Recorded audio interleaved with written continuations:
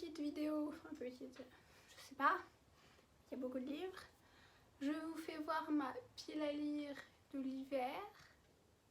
Alors à la base je voulais faire le Cold Winter Challenge, mais en fait les menus, les catégories ça m'inspirait pas. Donc j'ai dit vas-y, bah, je choisis des livres et voilà. Il y en a beaucoup. Je ne préfère pas compter parce que je sais que de toute façon je ne lirai pas ça en 3 mois. Parce qu'on va dire du coup début décembre à fin février pour lire tout ça.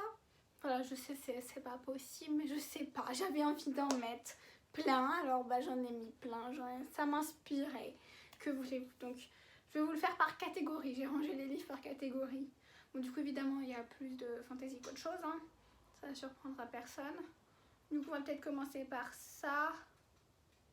Oui, allez. Alors, du coup, en premier, j'ai Les fiancés de l'hiver, c'est un tome 1. Donc bah hiver, c'est écrit dans le nom, hiver, donc bah je me dis allez. C'est un tome 1, il y a 4 tomes.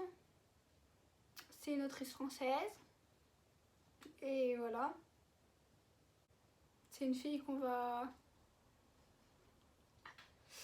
C'est un mariage arrangé, je pense, je crois. Et la fille a des pouvoirs, elle a des dons particuliers. Elle peut lire le passé des objets à travers les miroirs. Voilà, bon bah, on va pas épiloguer parce que si je fais ça à chaque bouquin... Attendez, je sais pas où je les pose là. Posées par terre. Les pauvres. Ensuite, j'ai ça, Déraciné. Donc ça, c'est plus de la fantaisie adulte. Donc c'est vraiment dans... Je crois, enfin on va dire l'univers, le décor, c'est inspiré des pays froids, genre Russie, tout ça. Je crois, hein, j'en avance peut-être. Hein. Mais du coup, je pense, vu que ça c'est vraiment... Même ça se voit, il n'y a même pas... Les marges, il n'y a rien. Ça, c'est bien un livre fantaisie adulte, bref. Je pense que ça, c'est... Ça demande de la concentration pour le lire. Et après, genre, quand j'ai vu les avis, genre... Il y en a qui n'aiment pas parce que c'est hyper lent, descriptif, je crois. Donc on verra, mais... J'avoue que c'est pas sur lui le premier que je vais me jeter, même si il fait très bien... Il doit être très dans l'ambiance hiver. Bref. Suivant. Je le remets. Celui-là, je vais le mettre dans toutes les piles à lire, c'est pas grave. Mais le 2 sort là, du coup, en décembre, c'est sûr. Et voilà, il faudrait le lire. La Reine Guenièvre, voilà, blablabla. J'ai déjà épilogué 20 fois sur celui-là, donc on va pas recommencer. Mais un jour, promis. Ensuite, j'ai mis ça, Queen of Heart. C'est une réécriture de Alice au Pays des Merveilles, mais de l'histoire de la Reine de Cœur, voilà, c'est ça. Et en fait, c'est une saga, sauf que moi, je pensais gentiment que c'était une saga sur... Enfin, les prochains tomes, ça allait être un autre personnage de Disney, l'histoire d'un autre personnage de Disney. Mais non, en fait, apparemment, toute la saga, c'est sur la Reine de Cœur. En soi, Alice au Pays des Merveilles, c'est pas mon Disney préféré, genre, je le comprends pas. Genre, j'aime beau, je l'ai re-regardé, genre, en étant grande, je comprends pas. Donc, bon. Mais après, en soi, le résumé a l'air bien et tout. Donc, bon, je me dis, peut-être que je vais l'aimer, celui-là. Hop. Ah, il est abîmé. Ensuite, j'ai mis H-Princess. C'est une trilogie. Toujours de la fantaisie avec une histoire de princesse. J'ai déjà le tome 2 en fait, donc il faudrait lire. Ça peut être bien.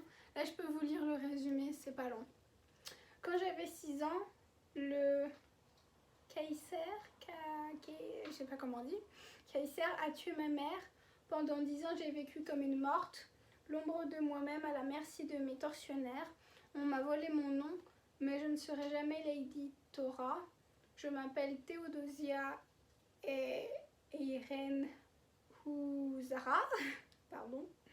Comme ma mère avant moi et toutes mes aïeules, je suis une reine du feu et le sang du dieu coule dans mes veines. Quoi qu'il m'en coûte, je reprendrai ce qu'il m'a été volé. Ça a l'air trop bien!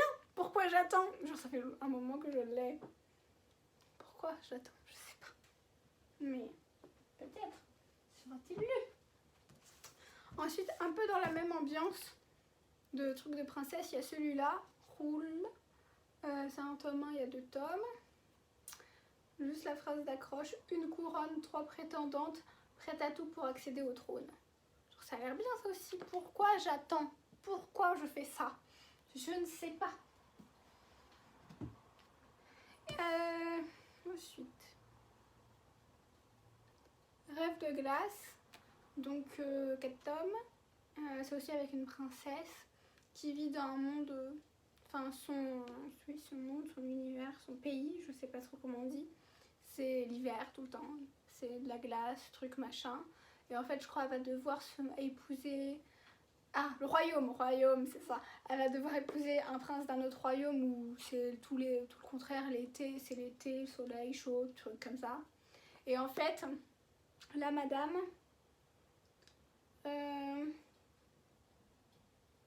La madame, elle a, je crois, de ce que je me souviens, en fait, elle a toujours un voile sur elle. Et je crois elle sait en fait pourquoi, comment, je sais plus trop, il y a une histoire que sa mère la déteste, bref. Mais en fait, du coup, le voile, elle s'est jamais vue. Physiquement, elle ne sait pas à quoi elle ressemble, elle se promène avec un voile toujours, tout le temps. Bref, mais ça a l'air trop bien. Et puis, il est pas long. Une bonne chose.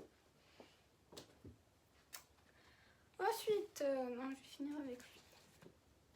J'ai mis Les saisons de la tempête. C'est un de Saxus, peut-être. On avancera.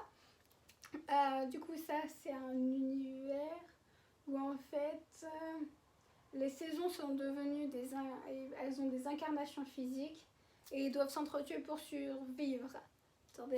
Mais du coup, machin, Jack, l'incarnation de l'hiver, va tomber amoureux de Fleur, l'incarnation du printemps. Et c'est la merde, et voilà. Celui-là, genre, c'est soit genre les gens l'aiment, soit... Mais il y a beaucoup d'avis, vu que les gens l'aimaient pas du tout. Et il y a un tome 2 qui doit sortir, je sais pas quand. Donc voilà. Mais il faudrait que je le lise vraiment celui-là avant d'envisager peut-être d'acheter la suite quand ça sortira. Parce que du coup, pas du tout sûr d'aimer, vu qu'il y a beaucoup d'avis de gens qui n'aiment pas. Mais voilà. Ensuite, ah oui, et le dernier en fantasy, c'est La vie invisible d'Eddie Larue. Cette couverture est pas très belle, je l'aime pas, c'est pas grave. Et c'est trop bien, enfin ça a l'air trop bien. En fait, Addie vivait en 1714, bref, elle devait se marier avec un mec, enfin c'était un mariage pas voulu, hein.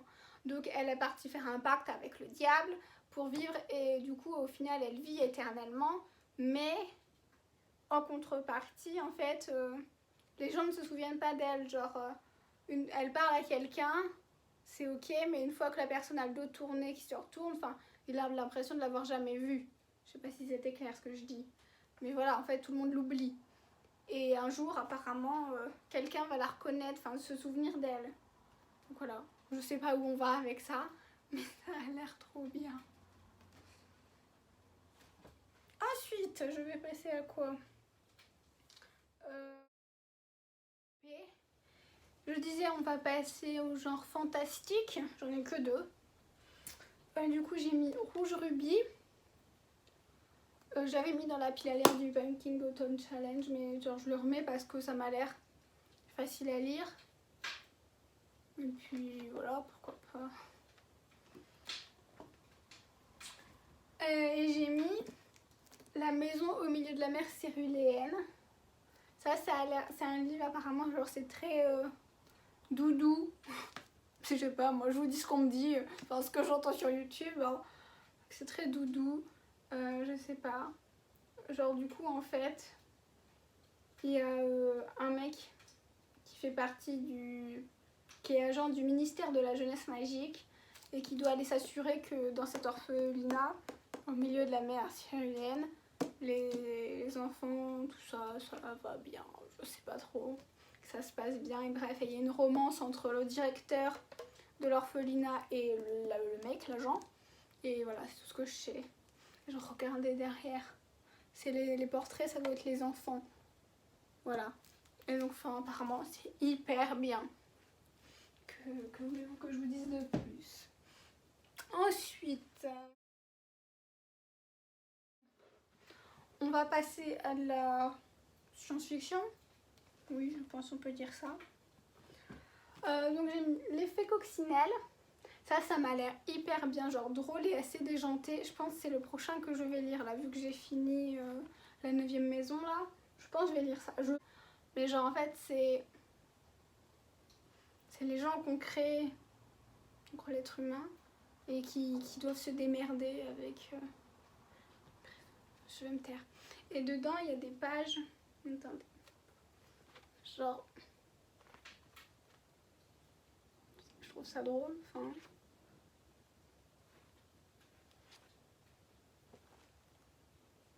Voilà, ça a l'air sympa.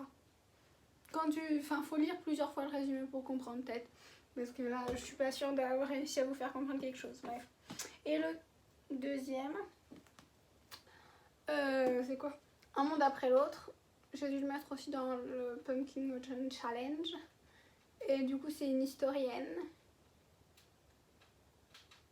qui...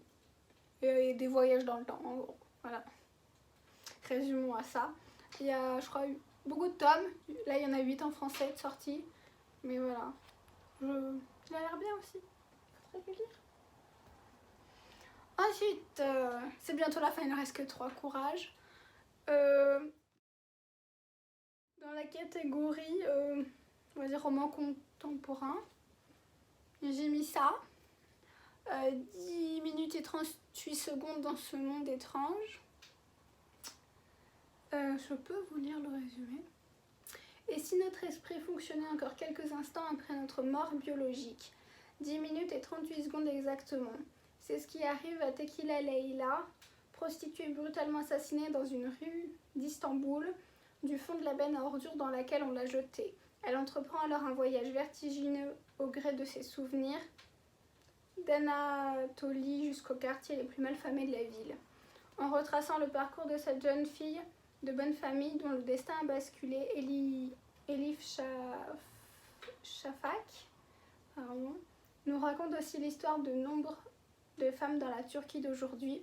À l'affût des silences pour mieux redonner la parole aux sans-voix, la romancière excelle une nouvelle fois dans le portrait de ces indésirables relégués aux marges de la société. Il ne sera pas prioritaire, hein. Vous vous doutez bien que je vais faire passer avant la fantaisie, mais bon, si jamais l'envie me prend. Et dernière catégorie, j'ai mis des romances. Bon, je n'ai mis que 2, mais je sais pas, j'ai envie de lire de la romance. Je l'explique pas. Et vraiment, celui-là, reste de cœur, j'ai envie de le lire depuis genre novembre. J'avais vraiment envie de le lire. Mais voilà, je lisais autre chose, donc faut se calmer. Mais je pense, lui va y passer un moment. Et du coup, c'est une romance dans l'univers du poker. Pourquoi pas? Je ne sais pas ce que ça va donner. Du coup, on est à Las Vegas, évidemment. Et voilà. On verra bien.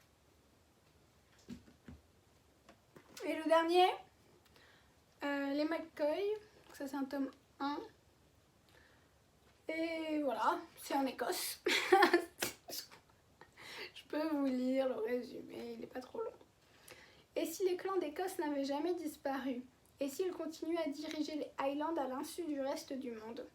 Quand Phèdre arrive à Édimbourg pour respecter les dernières volontés de son père, elle se retrouve malgré elle entraînée dans un univers de traditions et de querelles sanglantes qui lui est inconnu.